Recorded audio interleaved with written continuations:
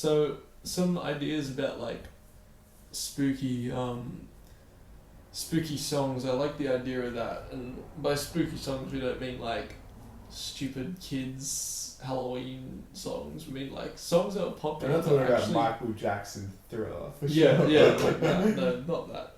Although that is a Halloween classic. Has to be on every Halloween playlist. Not Yeah, sure. right. But songs that you just listen to are creepy as hell. So Yeah. one we rate is "End of the Night" by the Doors. Yeah, mostly any song by the Doors. The Doors have a lot of really creepy songs. Yeah. The End as well. The End. Whiskey Bar. Whiskey Bar, which is not very known. No, Doors yeah. song, At first you don't actually. think it's creepy, but if you kind of just listen to the words and stuff, it's creepy and weird as hell. Like Yeah. Yeah, definitely. yeah. And do you want to tell them the story about the driving around and listening to End of the Night? Yeah, so we were going to driving around Darcy quite a bit late at night, like midnight, 1 o'clock, 2 o'clock in the morning, just going to random places, and we stumbled upon like a really massive would you call it a park? Wouldn't it call it a park? It used to be like an old hospital, almost asylum. It's pretty much an abandoned mental hospital. Yeah, it's abandoned because of asbestos reasons, but it's still really spooky.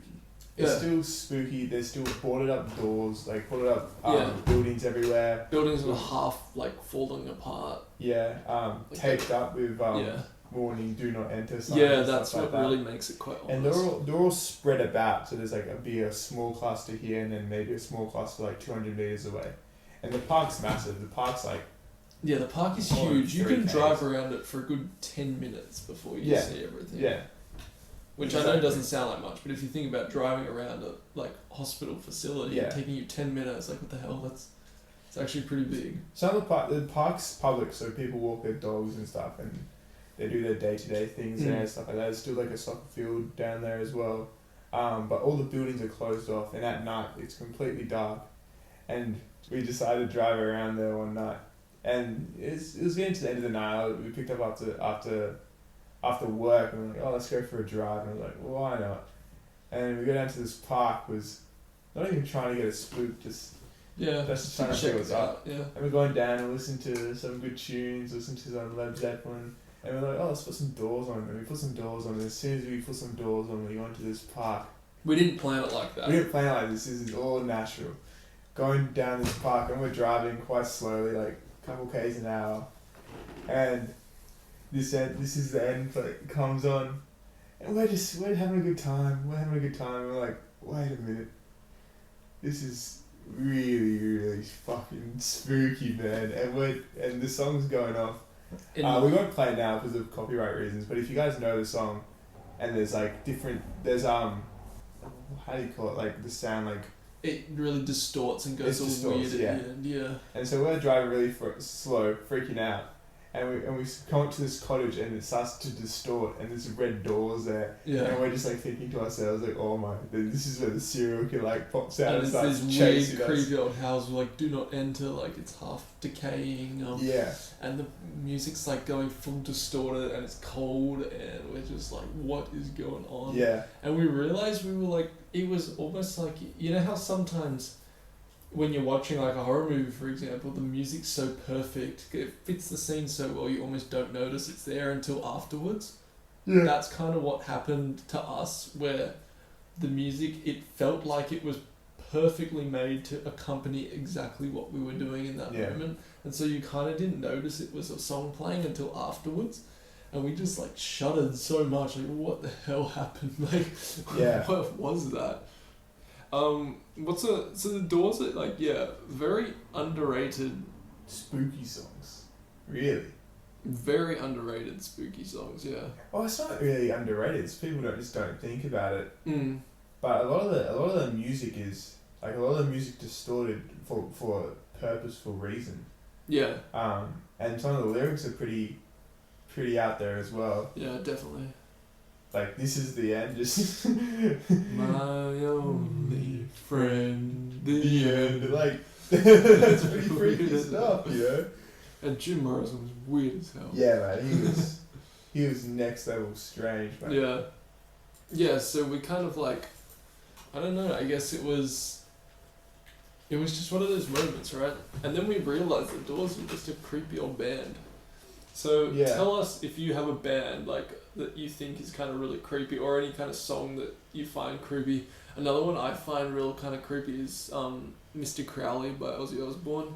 Just that synth kind of in the beginning. It's just so like, well, okay, like it's so legit, you know. It feels real, like it feels like something like that crazy guy Aleister Crowley is like there, you know. It's just, I don't know how to describe it. It's just, it's freaky, man. It's freaky as hell. It's freaky. And I don't know how to do it. Have you heard of that, they call them like, synths? Where you have the, like it's an instrument, but you use your hands and you're not, like playing anything. And you like, move your hands like this and it makes weird distorted sounds. I don't really know. What do you mean?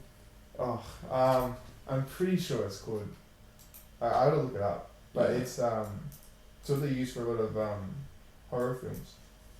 Like a lot of soundtracks, sort of not the music made by people, but like background music and stuff like that. Okay.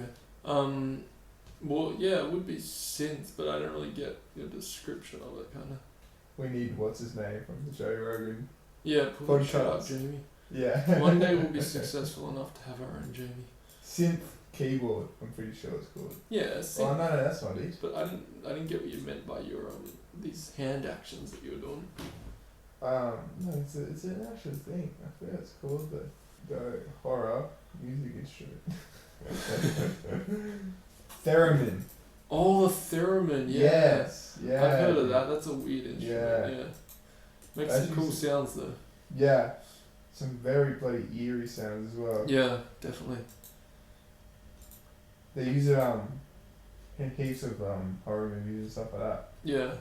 Wouldn't mind hearing the old theremin. I wonder how it's used, because like they use their hands. Yeah, it's a classic instrument. It's something to do with air and electricity or something, but that is a creepy old instrument. Yeah. But I don't think, in terms of creepy instruments, you can't beat the old pipe organ. Yeah, big time. Big time, actually. That's always like that Beethoven. Like it's always played on the pipe organ. Classic creepy instrument. What's the other one? The recorder. The recorder. I Dude, have you ever used the recorder since primary school? Because I tell you, I haven't even touched one since I put it down in primary school. I don't think so. Not a chance. Classic instrument. But speaking of like horror and music and stuff, what's like your favourite horror soundtrack? Oh man, that's hard. That's hard, dude. Like Psycho's the go-to, like the shower scene soundtrack. But what about the whole like movie generally kind of thing? Halloween's good, very atmospheric. I don't know, man. Yeah, just like I really liked in actually the new Halloween how it would always have the, it sounded like the theme music, but it wasn't quite the theme music. Yeah. It was kind of slow and just controlled. Changed a little bit. Yeah, I can't think of how to describe it, but it had that constantly playing throughout the music, throughout the movie, and it was just eerie enough to, you know. Underrated soundtrack for a horror movie is Rosemary's Baby. Oh, that's a creepy ass theme song, that man. That is some terrifying theme song. Yeah. 100%. Yeah, that is some scary stuff. 150%. Yeah. Yeah. Yeah, that's probably another one. That movie is an all-timer. Yeah. Watching that for the second time, See, we watched this together, guys. We watched it the first time we watched it together, and we thought it was good and it paid off well. But it took its time to get there. You know and what I mean? we kind of weren't following initially. Well. Yeah, exactly. It takes a while to work out who's who and everything like that, and yeah, but definitely. Watching it the second time when you kind of know a bit, and you can kind of piece together everything in it, it just kind of you just get it, yeah. But that was one of the first massive horror movies to ever come out and really like turn the tables on the genre, really. Yeah, yeah. It's so weird when you look into all the connections, like the whole Sharon Tate, Polanski, like all that kind of weird Mia Farrow, Ronan Farrow stuff. Like it's such a like creepy little entanglement of just messed up stuff that went on. And yeah. I don't know, but that's one of the most. I reckon that could even be the most underrated soundtrack. No, well, not just the whole soundtrack. Because by soundtrack I mean like the whole movie, but at least just theme song wise, 100%. Yeah. Easily could be the most underrated theme song. It's so creepy, and The Fog as well, because that's another John Carpenter classic. The same guy that wrote Halloween, is in the Halloween theme. That's an old timer. What music do you prefer, Psycho or Halloween? Or what do you think is more iconic? Psycho, Halloween, or The Exorcist? Oh, Exorcist. I think Psycho is more iconic though. Oh, dude, I don't know. I think if you play it, I think it's hard to decide, because if you play both to anyone, they'll know what it is. I don't know if everyone know The Exorcist, but they recognise it at least. Yeah, no, they'll recognise the sound. Yeah. The shower scene, is very iconic though. Yeah, everyone's gonna recognise that. Yeah. Yeah, I guess Psycho then, eh? Yeah. In terms of the most. I like Exorcist better though. I don't think it's the most scary. I prefer the Exorcist theme as well. I think that's sick. And I love the Halloween one too. What's another really good horror theme song? There's only other staples, because the ones Friday the 13th doesn't have a staple soundtrack. Yeah, it's just that's a lot of fun. I do like that one. That is fun, although I don't think it really counts as a soundtrack. No, it's more like just a sound. Yeah, I always get so psyched whenever I'd hear that, because I was ready for something to go down. Yeah. But, I don't know, it's funny. But Halloween has that staple one. Psycho has a staple one. Exorcist has a staple one. What's the other one? The Fog is one I really like. That's a really cool, creepy one. There's 100% people are screaming right now at one we've like completely left out. Yeah, for sure. Well, let's go through them all. Does the Evil Dead have a soundtrack? Not that I can remember. Yeah. Oh, yeah. Yeah, I can't really remember one. I thought this would be easier. But one thing we can say in complete confidence is that if it doesn't have a really good soundtrack, it takes away from the movie. Like, movies, I don't want to say they're made by their soundtrack, because they're not, but a good soundtrack makes such a massive difference. And it's always memorable. Yeah. Even if you just remember it because of the soundtrack. It's more fun, yeah. So much more fun to listen to. I know a lot of movies that have really good background atmospheric movie sounds. Like The Witch. Like music, yeah. That whole movie is just really cool and atmospheric. Yeah. But yeah, no, I agree with that too. Well, that's what that thing is. Yeah, exactly. That's not a song. That's atmosphere. Yeah. I just don't know how you describe that though.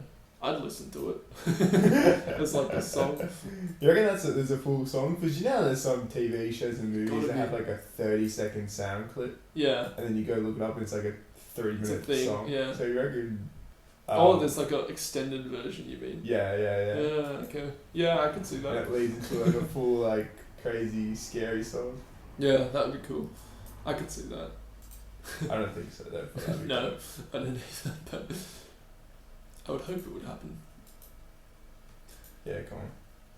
When's the next movie, the next Friday the 13th that comes out, they should do that. Yeah. Do you reckon? Oh. When did they make it? They made a remake of that in 2009, right? Yeah. And then it's Halloween in 20... I can't wait for the next... There better be another Halloween, because I actually rated that. Honestly, I rated that movie. Yeah, I did as well. Yeah, I would... It's one of the better Halloween... one of the better horror movies to come out in the last couple of years. Yeah, that was remade. There's just so many generic ones. Yeah, because sometimes I don't mind if they're remade, because I know that like at least they'll be good. Obviously, remakes can be hit and miss, but The thing is about remakes that I just want more original content, not just the same stuff rehashed. Yeah. But it doesn't mean it's necessarily bad. Yeah. It's a shame that they can't make more iconic stuff nowadays. Yeah. Or maybe it will be good and we just don't appreciate it now, but I wouldn't mind a Friday the 13th remake, honestly. Like the original one? Well, yeah, where they remake just the way they did Halloween or whatever. So, there are no reboot. Yeah, there are no carryover characters really though, but yeah, soft reboot. That's the way to put it. That would be fun, I think. They probably will, dude. Well, based so they've rebooted. They're supposed to be doing Child's Play, but that's already come out, man. Has it? Yeah. I guess no one's just been to the movies. We never watched it. We never went and saw it. I guess no one's been to the movies. Yeah. I'm pretty sure it came out like the end of last year, man. But like there was a trailer for it and all that stuff, and then it just released, and then no one talked about it. Oh, okay. Well, no, I know I didn't talk about it, didn't see it or anything like that. Didn't even watch a review on it. Oh, we should go download it or something. Yeah, bro. It's probably even left cinemas. You can probably get it on Foxtel or something. Yeah. Oh yeah, we haven't watched a movie in that old Foxtel store for ages. Yeah, I know.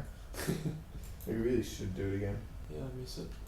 And we'll make a little review for you guys as well. Yeah, that's what we're gonna do too. We're gonna start doing kind of movie reviews and things as well, where we more or less just not analyze, but we could do analysis, but where we kind of just watch a movie and then do like an instant reaction kind of thing.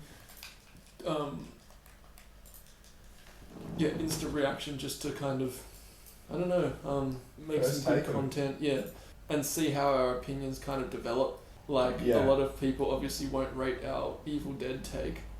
Maybe we should rewatch that again. You know what? Maybe that's a good idea. Because maybe we might get more insight to it, but I just don't think. I don't think we just. Should the first thing we do again be watch the Evil Dead? No, fuck that. I reckon we should get to it, but not the first. Not first thing. Yeah, I was thinking we watch a new one. I reckon there's a movie on Netflix called Girl from the Third Floor. I think it's called. Oh yeah, I think you mentioned that. Yeah. And I've heard good stuff from it, so I reckon we should give that a go. Yeah, I'd be down. Might be the fun. I think we always, because what we do as well, if you don't know, we kind of save the real classics for like later on kind of thing.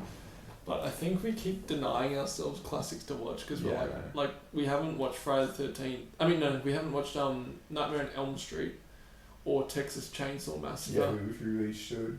Which we should, but we're just kind of saving, if that makes sense. We're kind of saving it just because we're ready for like, we want to kind of watch it with more experienced eyes, I guess. And that's kind of what it. So I think we kind of denied ourselves quite a lot of really good stuff. Yeah. Because we're always watching like the Netflix ones, even though some of them aren't bad. But yeah, you know. Yeah, the one we watched. 1927. Yeah, that was good fun. That was Stephen King, right? Yeah. Yeah, so of course that was gonna be good.